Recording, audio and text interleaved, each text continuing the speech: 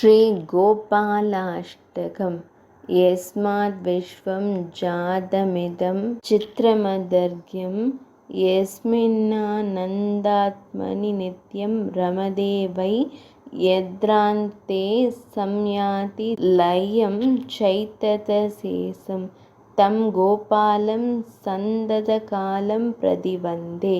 यस्याज्ञानाज्ञानमजरा लोककदम्बं ज्ञाते यस्मिन्नच्यति तत्सर्वमिहासु गत्वा यत्रा याति पुनर्नो भवभूमिं तं गोपालं सन्ततकालं प्रतिवन्दे।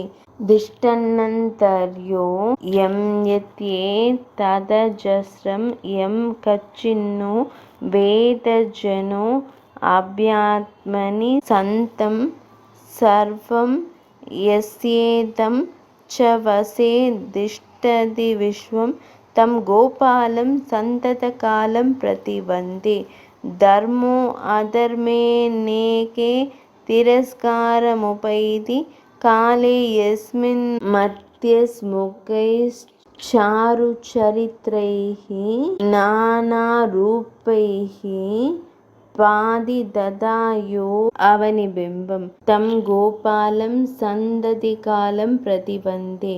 प्राणायामैर्ध्वस्त समस्तेन्द्रियदोषा रुद्ध्वा सिद्धं यं हृदि पश्यन्ति समाधौ ज्योतिरूपं योगिजनामोदनिमग्नास्तं गोपालं सन्ततकालं प्रतिवन्दे।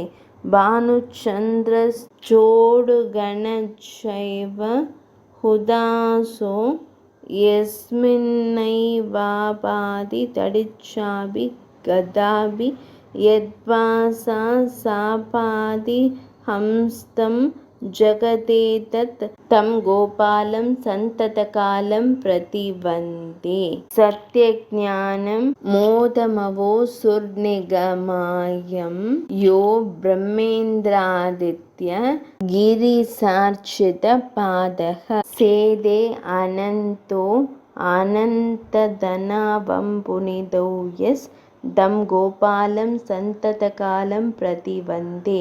सैवाप्रहुर्यं शिवमन्ये गणनाथं शक्तिं सैके अर्घं च ददान्ये मदिपेदात् नानाकरैर्बाधि य एको अखिलशक्तिस्तं गोपालं सन्ततकालं प्रतिवन्दे। श्रीमद्गोपालाष्टकमेतत् समधीते भक्त्या नित्यं यो मनुजो वै स्थिरसेदाः हित्वा दूर्नं पापकलापं स समेधि पुण्यं विष्णोर्धाम यतो नैव निबाधः। इति श्रीमत्परमहंसस्वामी ब्रह्मानन्दविरचितं श्रीगोपालाष्टकं सम्पूर्णम्।